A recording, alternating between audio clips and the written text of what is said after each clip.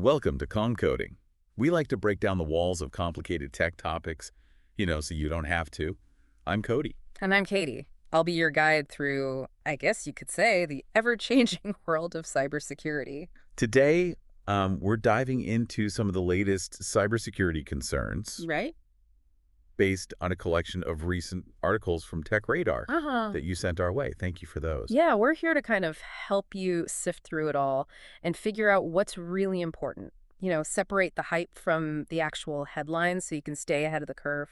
Because let's be honest, sometimes trying to keep up with cybersecurity can feel like you're trying to learn a new code language while being chased by some kind of digital monster. Totally. It can definitely feel that way. But that's why we're here. Exactly. We'll break it down. We'll highlight what's important. That's what I like to hear.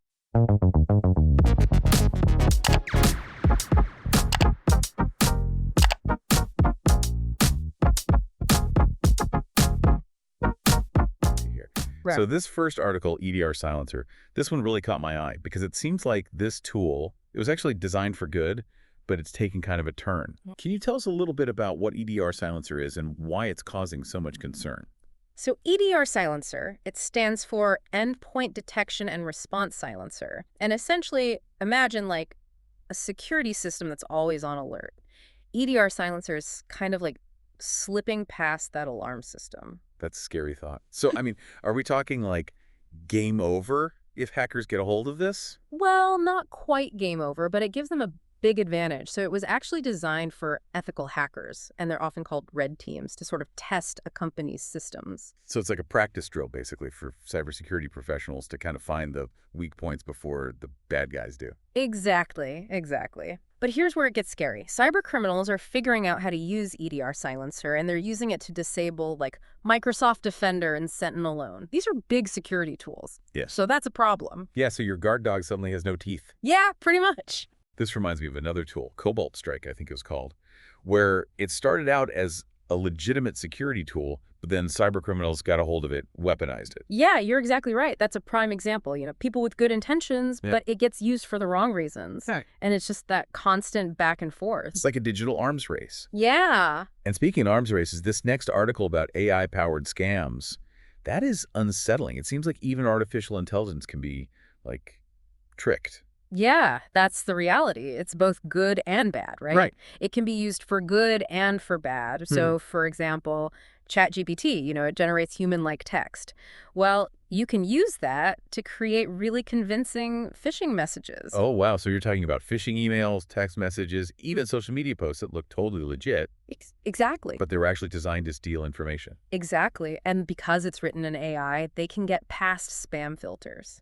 So what can we do? It seems like it's just, are we fighting fire with fire? How do we even combat this? It's definitely a whole new level, but there are ways to fight back. So some cybersecurity companies are using AI as well to combat it. Okay. So for example, Bitdefender created something called Scam Copilot, and it's like a digital bodyguard. It scans for potential scams. So it's like having an AI security guard. Right? Okay. Looking over your shoulder.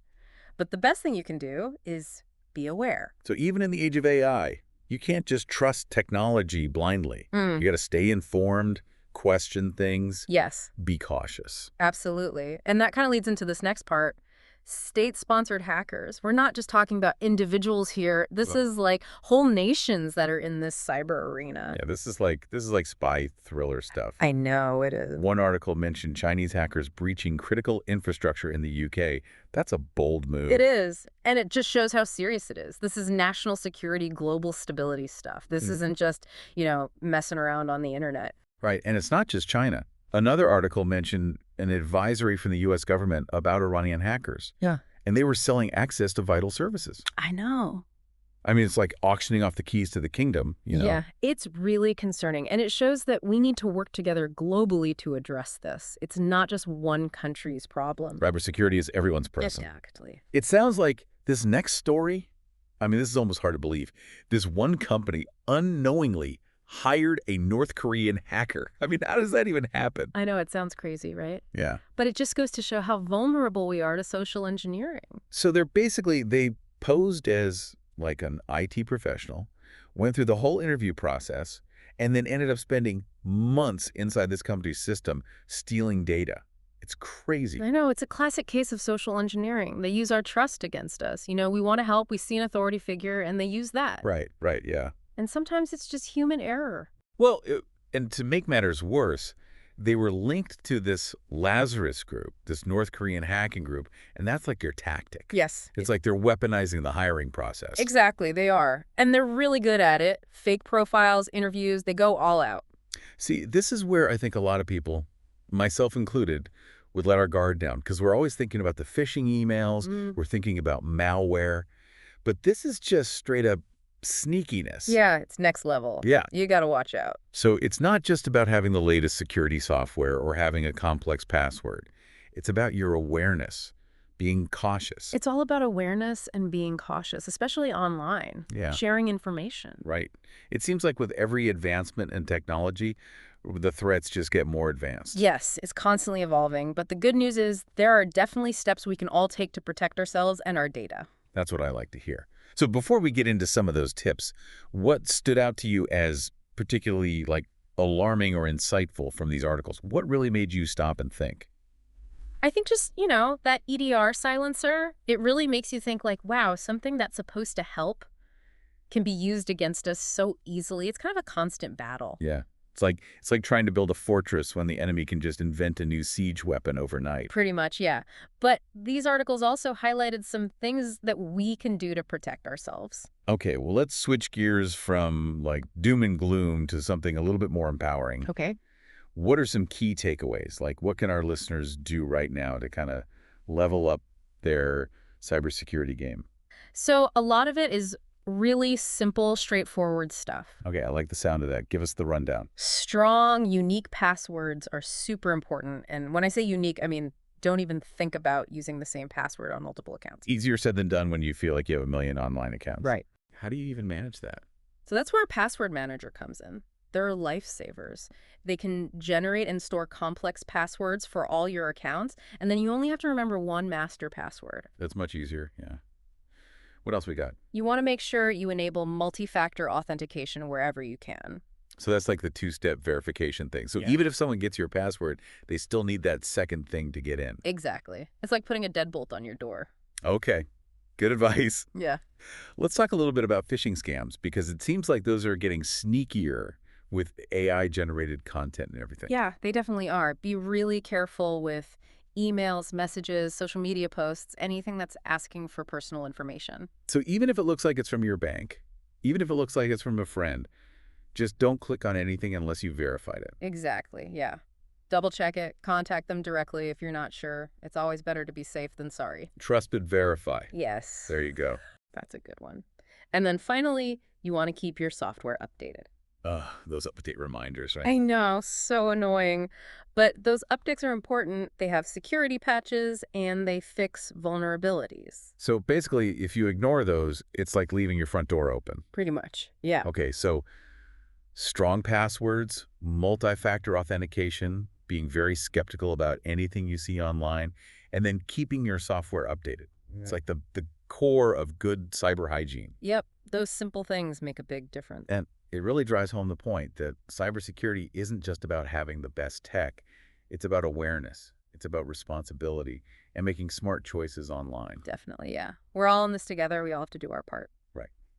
Before we move on to our final thought for today, were there any other things, any other details from the articles that stood out to you or made you think about things a little differently? I think that story about the North Korean hacker who got hired through a fake job posting, that one really stuck with me. Yeah, talk about a cybersecurity nightmare. I know. It just shows how committed and how much effort goes into some of these schemes. It also really highlights that even in our professional lives, we have to be careful. It's not just our personal stuff, it's our work stuff too. Exactly. It can happen anywhere, so you always have to be aware. You have to be careful about who you trust, what information you're sharing online. It's a good thing we're talking about this then. Yes, it is. The more we know, the better prepared we are. All right, well, on that note, let's move on to that final thought. All right, it's time for our final thought for the episode, the cybersecurity puzzle to ponder, as you head back out into the digital world. The big question, right? Exactly. We've talked about these increasingly creative tactics that hackers are using, AI being used for good and bad, even nation states getting in on the action. It really seems like the cybersecurity landscape is constantly shifting, right? Oh, it is, yeah. It's always changing. So here's what we want to leave you with today. These articles really highlight how quickly things are changing. So what new defenses do you think we'll need to develop, especially as technologies like quantum computing and AI become even more powerful? That's the big challenge, isn't it? Because we can't just rely on the old ways of doing things. Yesterday's solutions aren't going to work for tomorrow's threats. So it's less about building walls and more about creating defenses that can kind of adapt, that can, change as the technologies change. Yes, exactly. We have to be proactive, not reactive. We can't wait for something to happen. We have to be ready for it. And that means research development, new security solutions that can anticipate those emerging threats. That makes sense, investing in research and all that. But what about the human element? Because even with the best tech, you're always going to have social engineering, human error. Oh, absolutely. That's why education and awareness are so important. People need the knowledge and the skills to make smart choices online, recognize those threats, and, practice good cyber hygiene in their everyday lives. So it's not just about protecting our data. It's about empowering individuals to be like their own first line of defense. Exactly. Cybersecurity is everyone's responsibility, not just the tech experts or the government. We all have a part to play in this. I like that. Well said. And on that note, we can wrap up this cybersecurity deep dive. We hope you found it insightful, maybe even a little empowering. Remember, staying informed is the first step to staying safe online. And never underestimate a little healthy skepticism. Question everything. Couldn't have said it better myself. Yeah. Thanks for joining us on Calm Coding. Until next time, stay curious and stay safe out there.